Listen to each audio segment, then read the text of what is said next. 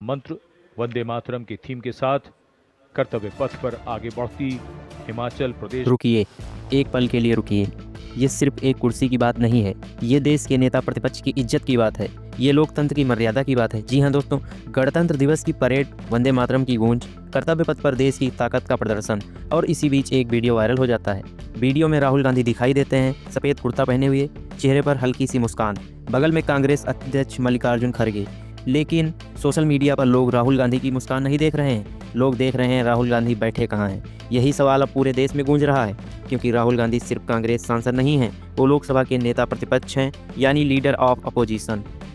और जब नेता प्रतिपक्ष की सीट पर सवाल उठते हैं तो बात सिर्फ राजनीति की नहीं रहती, सीधे लोकतंत्र की गरिमा तक पहुंच जाती है। कर्तव्य पथ पर हुई इस बार की परेड में वीडियो साफ दिखाता है कि राहुल गांधी बीजेपी अध्यक्ष जेपी नड्डा की सीट वाली लाइन के पीछे बैठे हुए नजर आते हैं। अब यहीं से विवाद शुरू हो जाता है। लोग पूछ रहे हैं, क्या देश के नेता प्रतिपक्ष को इतनी पीछे बैठाया जाना चाहिए? सोशल मीडिया पर कई लोगों ने लिखा, एलओपी होने के नाते राहुल गांधी को वीआईपी डायस या अग्रिम पंक्ति में जगह मिलनी चाहिए थी। कुछ लोगों ने इसे अपमान बताया, कुछ ने इसे प्रोटोकॉल का मामला कहा। सरकार की तरफ से जवाब आया कि बैठने की पूरी व्यवस्था सरकारी प्रोटोकॉल के अनुसार की गई थी। लेकिन सवाल यही है, क्या यही प्रोटोकॉल लोकतांत्रिक परंपराओं को दर्शाता है? और ये पहली बार नहीं है। पिछले साल स्वतंत्रता दिवस के मौके पर भी राहुल गांधी लाल किले पर कार्यक्रम के में पीछे की लाइन में बैठे नजर आए थे। तब भी वीडियो वायरल हुआ था, तब भी विवाद खड़ा हुआ था। उस वक्त कांग्रेस पार्टी ने कहा था कि 233 सांसदों के प्रतिनिधि को जानबूझकर पीछे बैठाया गया। कांग्रेस का आरोप था कि नेता प्रतिपक्ष को 5वीं पंक्ति में बैठाना प्रधानमंत्री की संकीर्ण सोच और लोकतांत्रिक परंपराओं के प्रति सम्मान की कमी को दिखाता है। अब एक बार फिर वही कहानी दोहराई जा रही है। अब सवाल उठता है, आखिर संविधान क्या कहता है? सीधे शब्दों में कहें तो भारतीय संविधान में लीडर ऑफ अपोजिशन की सीट व्यवस्था को लेकर कोई साफ नियम नहीं लिखा गया है, लेकिन एलओपी का पद कानून और संसदीय परंपराओं से तय होता है। लीडर ऑफ अपोजिशन सिर्फ एक राजनीतिक पद नहीं होता, वो सत्ता की जवाबदेही तय करने वाला सबसे बड़ा संवैधानिक चेहरा होता है। एलओपी को कई अहम संस्थागत नियुक्तियों में शामिल किया जाता है, जैसे सीबीआई डायरेक्टर की नियुक्ति, लोकपाल चयन समिति, केंद्रीय सतर्कता आयोग जैसी संस्थाएं।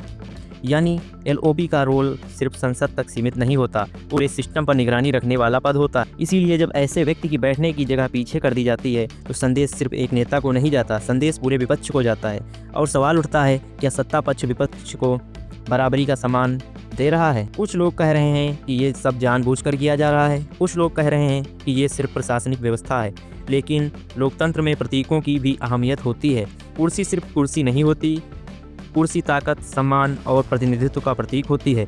जब नेता प्रतिपक्ष पीछे बैठता है तो आम जनता को क्या संदेश जाता है? क्या ये संदेश जाता है कि विपक्ष की भूमिका कमजोर की जा रही है, या फिर ये सिर्फ संयोग है? यही सवाल अब देश पूछ रहा है। राहुल गांधी इस पूरे दौरान शांत नजर आए।